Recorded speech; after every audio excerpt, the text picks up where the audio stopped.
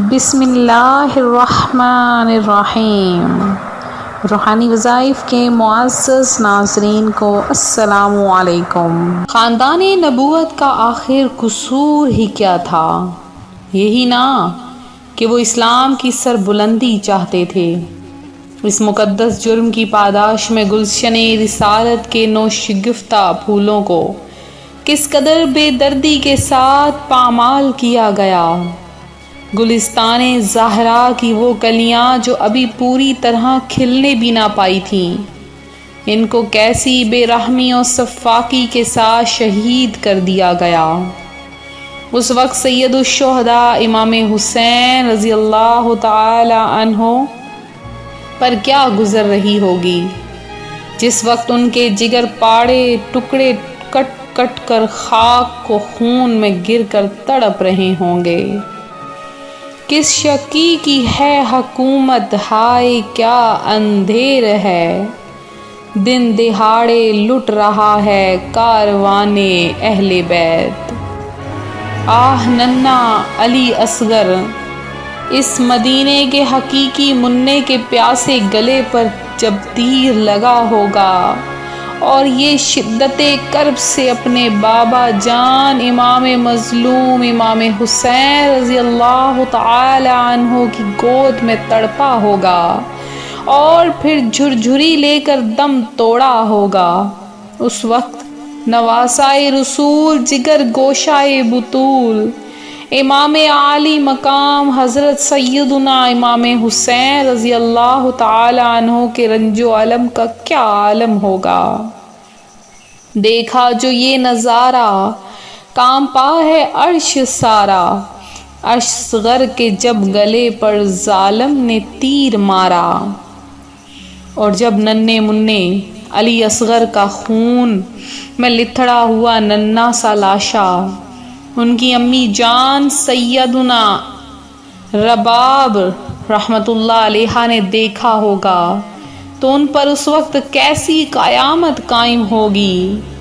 اے زمین کربلا یہ تو بتا کیا ہو گیا، ننھا علی اصغر تیری گودی میں کیسے سو گیا۔ ذرا سوچئے تو صحیح، اس وقت سیدہ زینب و سیدہ سکینہ اور دیگر بیویوں پر کیا گزر رہی ہوگی، جب سید الشہداء امام عالی مقام امام عرش مقام سیدنا امام حسین رضی اللہ تعالی عنہ اپنے جگر پاروں کو تلواروں سے کٹوانے کے بعد خود جام شہادت نوش کرنے کے لیے خیمے سے رخصت ہو رہے تھے۔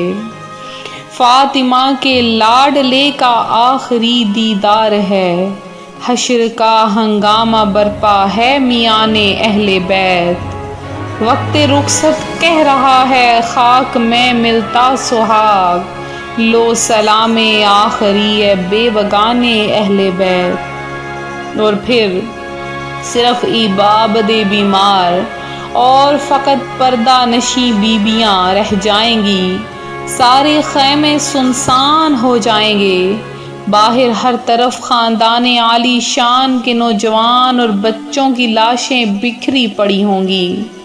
اس پر ستم بالائے ستم یہ کہ یزیدی درندوں کی طرف سے لوٹ مارچے خیمے جلا دیے جائیں گے، سب کو قیدی بنا دیا جائے گا، اور امام حسین کے سر انور کو نیزے پر بلند کر کے سارا تاراج کارواں ظالمین ہانک چلیں گے۔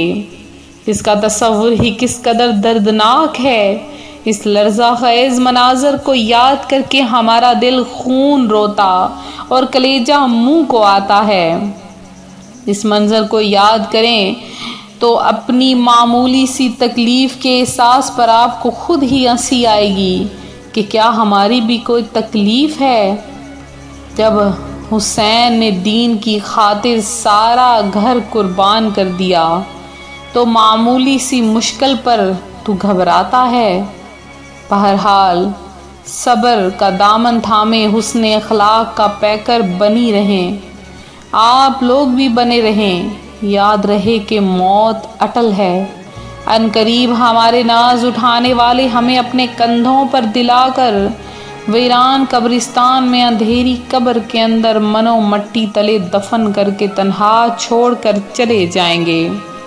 یوں ہی بے پردگی کا سلسلہ رہا، نمازوں اور روزوں میں غفلت ہوئی، اور اگر اللہ پاک اور اس کے محبوب صلی اللہ علیہ وآلہ وسلم ناراض ہو گئے اور عذاب کی صورت پہ درپیش ہوئی تو پھر اندھیری قبر میں، اور وہ بھی سانپ بچھوؤں کے ساتھ، قیامت تک کیسے گزری گی؟ لہٰذا یہ مختصر ترین زندگی ہے، عبادت کر لیجئے۔ ایک بار سیدنا موسیٰ کلیم اللہ نے بارگاہ خداوندی میں عرض کی، یا اللہ، جو اپنے بھائی کو نیکی کا حکم کرے اور برائی سے روکے، اس کی جزا کیا ہے؟ رب کریم نے ارشاد فرمایا، میں اس کے ہر کلمے کے بدلے میں 1 سال کی عبادت کا ثواب اور اسے جہنم کی سزا دینے سے مجھے حیا آتی ہے۔ لہٰذا اپنے بھائی کو نیکی کا حکم دیں، دوسروں کو نیکی کا حکم دیں۔ اللہ پاک آپ سب کو نیکیاں کرنے کی توفیق عطا فرمائے۔ وما علینا الا البلاغ المبین، وصلی اللہ تعالی علی حبیب خیر خلقہ نور عرشہ واجمعین برحمتک یا ارحم الراحمین۔